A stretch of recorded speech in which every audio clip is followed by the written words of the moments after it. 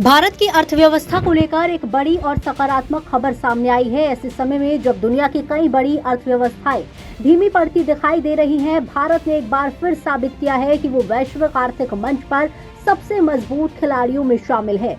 सरकार द्वारा जारी ताजा आंकड़ों के अनुसार वित्त वर्ष 2025-26 में भारत की रियल जीडीपी ग्रोथ 7.7% रही। दिलचस्प बात यह है कि फरवरी में सरकार ने 7.6% ग्रोथ का अनुमान लगाया था, लेकिन वास्तविक आंकड़ा उससे भी बेहतर निकला। पिछले वित्त वर्ष 2024-25 में ये ग्रोथ 7.1% थी। यानी भारत की अर्थव्यवस्था सिर्फ बढ़ नहीं रही बल्कि अपनी रफ्तार भी तेज कर रही है। लेकिन सवाल यह है कि आखिर ऐसी कौन सी ताकतें हैं जो भारत को दुनिया की आर्थिक अनिश्चितताओं के बीच भी मजबूती दे रही है, और क्या ये रफ्तार आगे भी बनी रहेगी?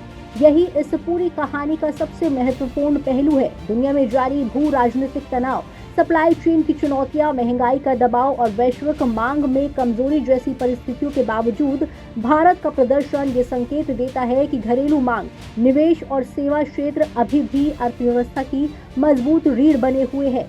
अगर जनवरी से मार्च 2026 की आखिरी तिमाही पर नजर डालें तो वहां भी तस्वीर काफी मजबूत दिखाई देती है।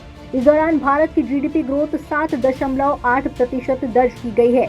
हालांकि ये पिछली तिमाही के 8% से थोड़ी कम है, लेकिन फिर भी अधिकांश अर्थशास्त्रियों की उम्मीद से बेहतर है। यहाँ एक महत्वपूर्ण बात समझने की जरूरत है। चौथी तिमाही में मैन्युफैक्चरिंग सेक्टर की ग्रोथ 12.8% से घटकर 7.3% पर आ गई। यानी फैक्ट्रीज और उत्पादन क्षेत्र की रफ्तार थोड़ी धीमी हुई है। इसके बावजूद पूरी अर्थव्यवस्था ने मजबूत प्रदर्शन किया। इसका मतलब साफ है कि भारत की ग्रोथ अब केवल एक सेक्टर पर निर्भर नहीं है। व्यापार, hotel, transport, communication, financial services, real estate और प्रोफेशनल सेवाओं जैसे क्षेत्रों ने ग्रोथ को मजबूत सहारा दिया है। यही वजह है कि कई सेक्टर्स में डबल डिजिट ग्रोथ दर्ज की गई है। यानी अगर एक इंजन थोड़ा धीमा पड़ा तो दूसरे इंजनों ने पूरी ट्रेन की रफ्तार बनाए रखी। ये किसी भी अर्थव्यवस्था के लिए बहुत अच्छा संकेत माना जाता है, क्योंकि इससे ग्रोथ अधिक संतुलित और टिकाऊ बनती है। अब बात करते हैं जीवीए यानी ग्रॉस वैल्यू एडिड की, जिसे अक्सर जीडीपी के पीछे की असली कहानी माना जाता है।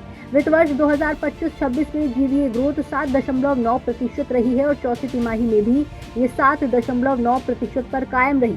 आसान भाषा में समझे तो जीवीए ये बताता है कि खेती, उद्योग और सेवा क्षेत्र ने वास्तव में कितनी नई आर्थिक वैल्यू पैदा की।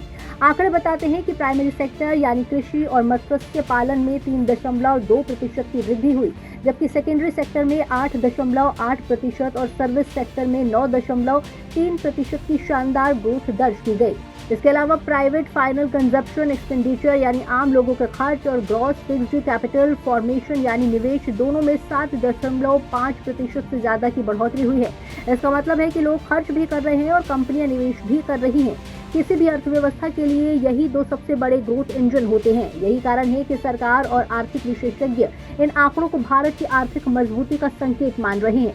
इसके साथ ही नई जीडीपी सीरीज में 2022-23 को नया बेस ईयर बनाया गया है, जिससे डिजिटल अर्थव्यवस्था, बदलती उपभोक्ता आदतों और महामारी के बाद के आर्थिक बदलावों को अधिक सटीक तरीके से मापा जा सके।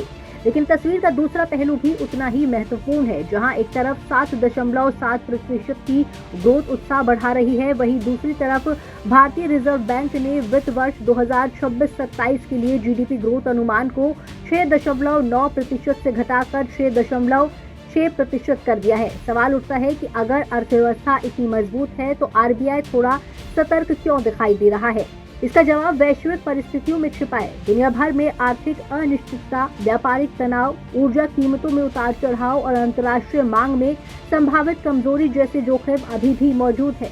यही वजह है कि विशेषज्ञ मानते हैं कि आने वाले वर्षों में सिर्फ ग्रोथ हासिल करना ही चुनौती नहीं होगी, बल्कि इस ग्रोथ को लगातार बनाए रखना असली परीक्षा होगी। हालांकि फिलहाल के आंकड़े ये जरूर बताते हैं कि भारत दुनिया की सबसे तेजी से बढ़ती बड़ी अर्थव्यवस्थाओं में अपनी स्थिति मजबूत बनाए हुए है। चौथी तिमाही की 7.8% वृद्धि ये संकेत देती है कि औद्योगिक उत्पादन, विनिर्माण और सेवा क्षेत्र में आगे भी संभावनाएं बनी हुई हैं।